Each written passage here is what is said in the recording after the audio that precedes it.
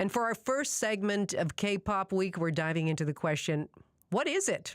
Joining us here to help explain is Judy Ye-Young Kim, a K-pop scholar in progress, pursuing her master's in communications at SFU. She's with us here in studio. Judy, hi there. Good afternoon. Hi, good afternoon. So how would you define what K-pop is? Well, isn't that the golden question? So K-pop in general is a genre. Well, a lot of scholars say it's a genre of music. So Korean pop is what it's shortened for. But a lot of scholars argue that rather than a musical genre, it's a type of performance or a musical style. There are a lot of meanings to K-pop, but on the base of it, it's a musical genre. It's short for Korean pop. Well, and when was it first on the radar? I mean, how did K-pop get its start in South Korea? K-pop's been around for a while. So I read this really interesting book called Factory, I believe it's called Factory Girls to Idol Girls, and it's basically exploring the history of K-pop in Korea, and especially female entertainers. And K-pop has been around since forever, even if like the earliest forms of K-pop, like for example, a lot of the military performers you can see them as the earliest versions of K-pop that performed in American militaries. But on a global scale, K-pop's been around, I believe so in K-pop we have these generations. So we call them first generation, which is like the late 90s, early 2000s artists that debuted around that time. Then we have the second generation, which is like mid 2000s to late 2000s, or early 2010s, and then so on. So I believe that K-pop becomes more globalized during the second generation due to the use of social media and being able to access more materials. So yeah, K-pop has been around for quite a while, even in Korea. Maybe the K-pop that we know as today might be a little different, but back then, but it's been around quite a long time. Well, okay, and so when did it make the jump in terms of what helped K-pop to become this global sensation? Oh, I would say that's also very interesting because K-pop, it's been very popular in like Southeast Asia, other Asian countries outside of Korea. But I would say K-pop became westernized even, I guess like if I had to put a number to it, like late 2000s, when like social media became a really big thing and a big part of our lives.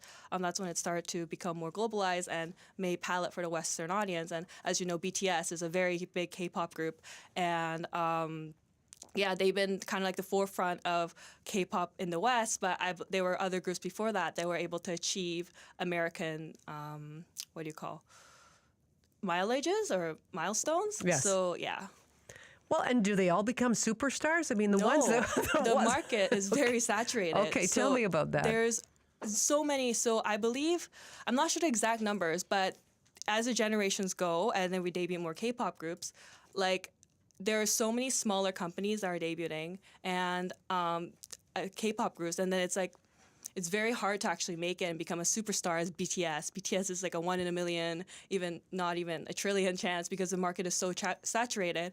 So I believe that what happens is that because of social media and the use of social media, a lot of smaller groups become popular overseas, but then domestically people won't know who they are because social media, it's also a very interesting fandom behavior. And for example, like Western fans or like non-domestic fans tend to be fans of multiple groups. Whereas domestic fans, they tend to stick to one group because I've actually heard of an anecdote from my friend who is a Canadian and she actually lived in Korea for a bit teaching English. And she told me that it's impossible to stand more than or become a fan of more than one group while you live in Korea because they have so many events and stuff they have to go to, and it's just really exhausting doing that for multiple groups if you want to like them as much as you do.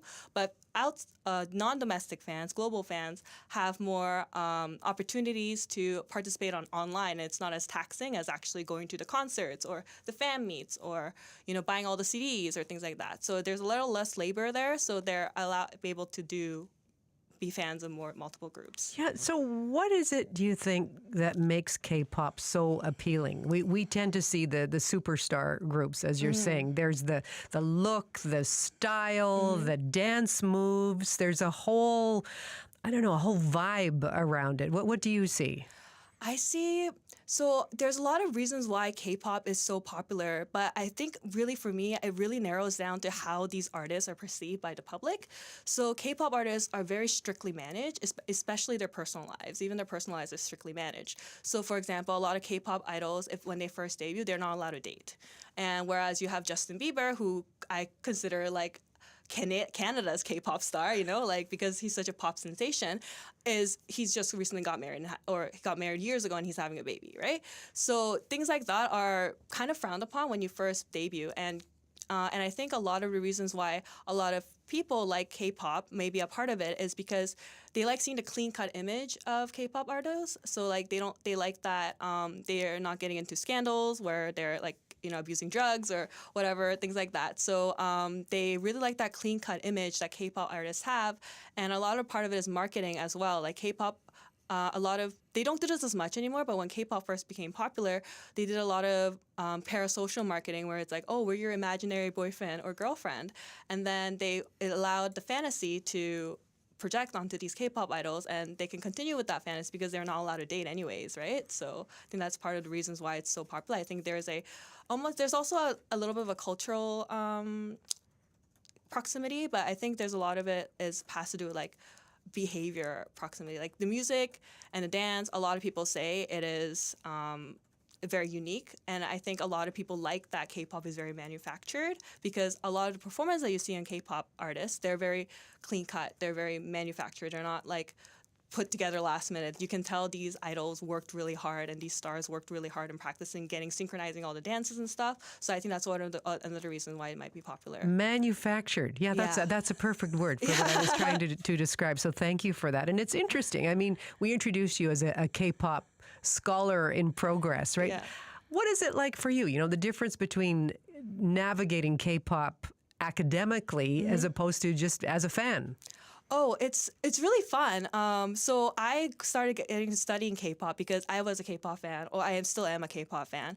But I really wanted to see how that affected, you know, people like me. I'm Korean Canadian, so I moved here 20 years ago, and I didn't have much touch with my Korean culture until I got into K-pop. And it's really fun navigating how popular K-pop is becoming, and people come up to me, they're like, oh, are you Korean? Do you like BTS? Which is a little bit like a weird, but it's very interesting seeing how when I first moved to Canada in 2002, nobody knew where South Korea was. People were asking me, oh, so you're Korean, are you from the north, or are you Chinese, right? Which is very interesting. But then now if I tell them I'm Korean, then they go like, oh, I really love BTS, or I really love, you know, this K-pop group. I'm going to see their concert next week, and you know, it's very interesting seeing that dynamic change. Well, it's great to have you here. Again, we're going to have a whole week with the spotlight on K-pop, so you've done a great job in setting it all up for us. So thank you. No problem. Thank you for having me. Nice to meet you. That is Judy Ye-young Kim, a K-pop scholar in progress. She's doing her master's degree at SFU right now.